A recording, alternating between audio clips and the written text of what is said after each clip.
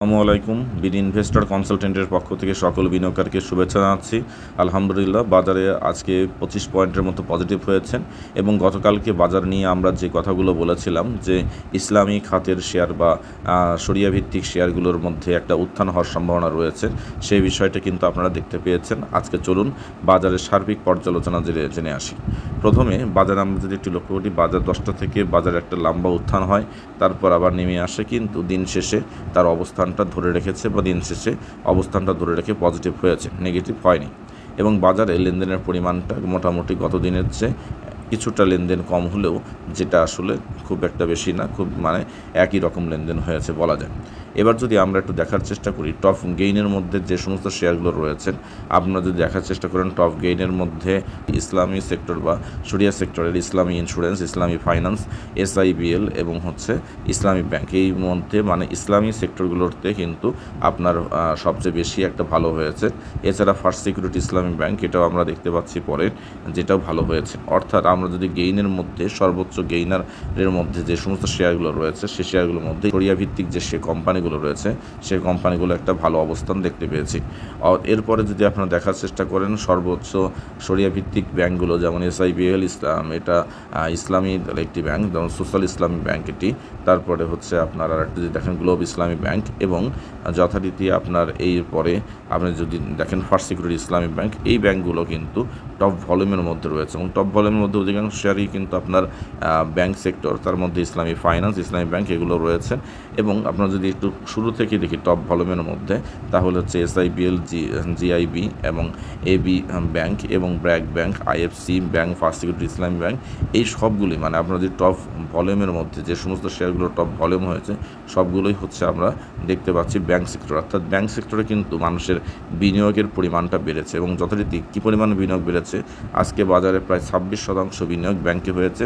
তার নিকটতম কাছাকাছি সেক্টরের মধ্যে রয়েছে ফার্মাসিউটিক্যাল এবং টেক্সটাইল। এগুলো আসলে বলার মতো না, কারণ ব্যাংক সেক্টরে এত বিনিয়োগ হয়েছে যে ব্যাংক সেক্টরে লিডিং পজিশনে আছে এবং আশা করা যায় যে এই সপ্তাহ জুড়েই ব্যাংক সেক্টরে একটা উত্থান থাকবে।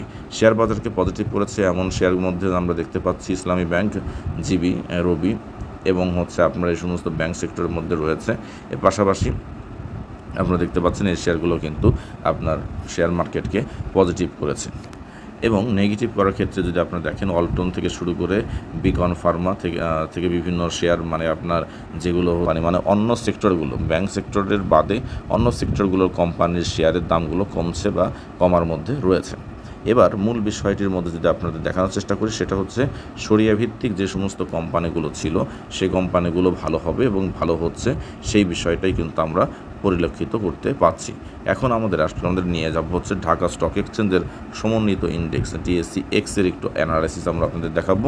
DSEX এর অ্যানালাইসিস যদি আপনারা একটু লক্ষ্য করেন, দেখেন আজকের যে ক্যান্ডেলস্টিকটা তৈরি হয়েছে, খুব একটা ভালো ক্যান্ডেলস্টিক এটা বলা যায় না, তবু বাজারে পজিটিভ আছে। প্রথম কথা শেয়ার বাজার একটা সময় 5,793 পয়েন্ট পর্যন্ত চলে যায়, তারপরে কিন্তু বাজার ক্লোজ করেছে 5,760 পয়েন্টে। মাঝখানে একটা কিন্তু কারেকশন এখানে দেখা যাচ্ছে, তবে দিন শেষে গত দিনের চেয়ে আজকে পজিটিভলি বাজারটা শেষ হয়েছে। এখন এটার অবস্থান কত দূর পর্যন্ত যেতে পারে, আপনারা যদি একটা বিষয় দেখেন যে এইখানে যে কার্যদিবসটি রয়েছে, কার্যদিবসের যে ক্যান্ডেল এবং এই ক্যান্ডেলেও উপরের দিকে বড় সলতে কিন্তু আপনার দেখা যাচ্ছে। আমরা যদি দেখার চেষ্টা করি যে 8 সেপ্টেম্বরের যে ক্যান্ডেল, সেই ক্যান্ডেলও আমরা যদি দেখি যে উপরের দিকে সলতের পরিমাণটা বেশি এবং আজকের দিনেও সলতের পরিমাণটা বেশি। অর্থাৎ এখানে কিন্তু একটা সুন্দরভাবে রেজিস্ট্যান্স রয়েছে এবং রেজিস্ট্যান্স নিয়ে কাজ করছে। তো যাই হোক, শেয়ার বাজার যদি ভালো হয়, সেক্ষেত্রে একটানা ভালো হলে আপনার মাথায় রাখতে পারেন যে সেটা অবস্থান চলে যেতে পারে আপনার 5,865 পয়েন্ট পর্যন্ত।